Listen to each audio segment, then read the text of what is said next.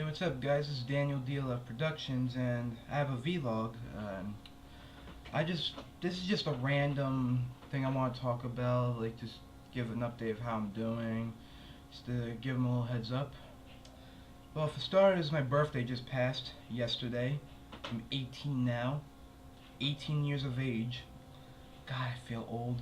I mean, I'm still young, but for some reason, once you're 18, you're pretty much considered an adult to life and all that, so it feels good actually to feel a little older, to feel a little more mature at that age. I don't know. Feels good though. Not to mention my last year in high school, so everything's going well for me. Yes, I had a pretty decent week. Everything's been going fine.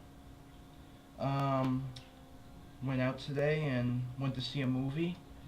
But before I did that, I bought some DVDs. While we're doing this vlog, I'm going to do a little update since we're on the subject. So while we're doing vlog, we'll do a little short DVD update because there isn't really much. I only got 4 movies, but hey, it's all worth it. Especially I like all these films.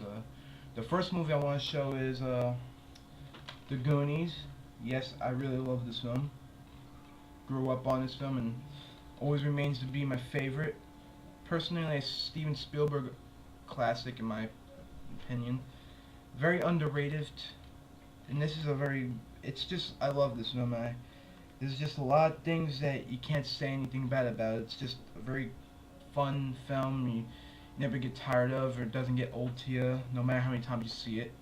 I just love all the characters in it. It brings back a lot of memories, this movie, and I found this at Best Buy for $9.99, so not a bad price.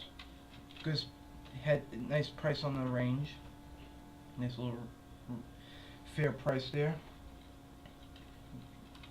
The Goonies, and this has special features, commentary with hidden video treasures by director Richard Donner and selected cast members outtakes. New featurette, The Making of the Goonies. Cyndi Lauper, The Goonies Are Good Enough music video. And you got theatrical trailer. I mean, it's got a decent little thing going on here. It's worth it for me. I know there's another version out there somewhere of this movie, of the DVD. I know there's a special edition. I don't know which year's this released from. This DVD. The DVD's release, 2007. Yeah, it's good enough for me. I like The Goonies. I really love this film, and yeah, and can't really beat that. Man, I've been wanting to get the movie on DVD. I knew I saw it one time in Blockbuster, but I was debating if I wanted to buy that or another movie. I think I was gonna get that, but I saw Alien and I never could, and I wanted to buy that film badly, so I got Alien instead. Though I wanted The Goonies too. It was right there in front of me, $9.99. What the hell? And okay, next movie I want to show is a very respected sequel, shitted on by critics, but loved by the fans. Don't know why people hate this film, and I agree with anyone who says this. I agree 100%. I don't know why people hate this film. I agree with Matt. You know, everybody actually, and that's Predator 2. And you know why people hate this film? Because there's no Arnold. Hey, it's not Arnold's fault that he wanted to do Terminator 2, so he wanted to do Terminator.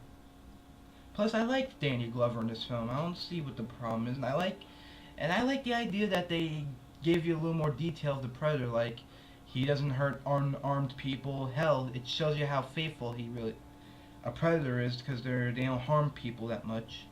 So they only harm the people who have weapons that could be a threat.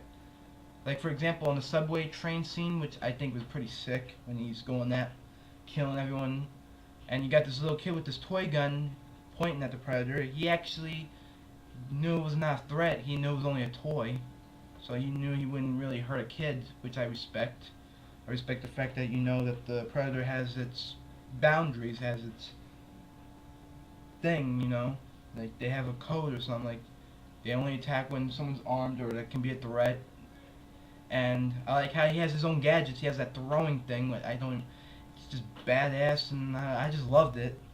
It's still Predator. It's just now it's not in the jungles. You could say it's in the concrete jungles of the city, which takes place in '97, which at the time was considered the future, but that would be the '80s for you. Actually, the early '90s, my mistake. It's actually supposed to take place 7 years at, like, into the future, because this movie came out in 1990, and but if this movie sucked badly, how come it has awesome features like full-length audio commentary by director Stephen Hopkins, full-length audio commentary by writers Jim Thompson and John Thompson. You get 2 commentaries, so that just shows you this movie should have gotten more respect. It could have. And I like the look of the Predator in this one even more than the first. I mean, I like the look of the Predator in the first one. That's great. The second one, I think, matches up real well to the looks of it. Plus, you got Stan Winston. That's why it came out just as good as the first. Disc 2, all new documentary, The Hunters and the Hunted. 3 behind-the-scenes featurettes, The Predator Goes to Town, international featurette, Creating the Ultimate Hunter, Predator 2 Evolutions, special effects development clips, Predator 2 Weapons of Choice, weapon analyst clips, Predator 2 promotional gallery, trailers and TV spots. Hardcore full-length mock news reports from the movie, behind the scenes still photo gallery. Now, if that movie was that bad, how come it has that many great features worth looking at? And for those who shitted on this film thinking it sucked because it didn't have Arnold or any of that bullshit, fuck you. Predator 2 is a great fucking sequel. I don't know what the hell these people are smoking, but they'll praise a movie that's a shit bomb like Twilight. Ugh. But that's today's generation, because half the people in this generation got too much of shit in their brains that their eyes are turning brown completely. Yeah. But at least there's some people out there with sense. I'm not saying everyone is like that. There's just people with no brain. So they'll praise a shitty film that's overrated, but they don't praise an awesome film like Predator 2. What the fuck is wrong with you people? Like I said, that this movie came out in 1990, so I'm just saying so I can just tell you how much I hate Twilight. It's just need an excuse to do that.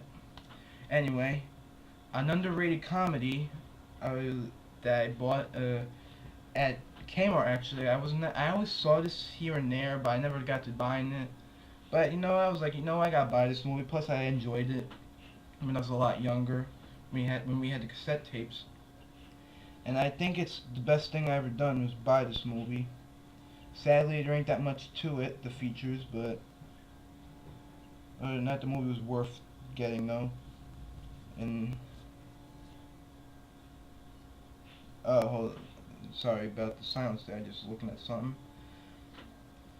And that movie that I'm talking about, that I bought, very underrated comedy with Brendan Fraser and Pauly Shore. If you know what I'm talking about, then I don't have to say it. But then again, for those who don't know what I'm talking about, which it would be kind of stupid to not say nothing, is Encino Man. Very good comedy flick where you have Sean Astin, who by the way was in the Goonies. You might know him from the Lord of the Rings films. For those who follow that, I don't really watch that. My dad likes them, and it's not for me. I just find them boring though. But I do like the Goonies and Encino Man that he's done. 2 of my favorite films. Plus you got Brendan Fraser as the caveman, and the way he does it's funny though. Plus you got Pauly Shore. He's a good sidekick character. I just all around enjoyed this film, and that's why I bought it. I'm like, you know what? It's Encino Man. You got good characters. You got a good story. It's silly, but it's fun.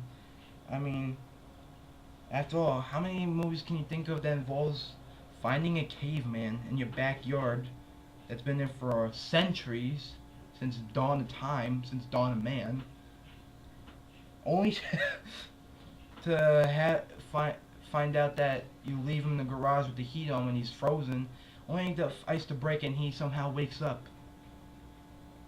I mean, for those who say it's unrealistic because he could have been dead, for those who think it has to be realistic because he's frozen so he's gotta be dead, I know it's who will actually still somehow survive and live. But in reality, it's a fucking comedy movie. Who cares? It's funny. It doesn't have to be realistic. So what if he was frozen and he should have been dead and all that because the whole idea, it's a movie. They're just having the whole idea of this film. They're just having fun with it.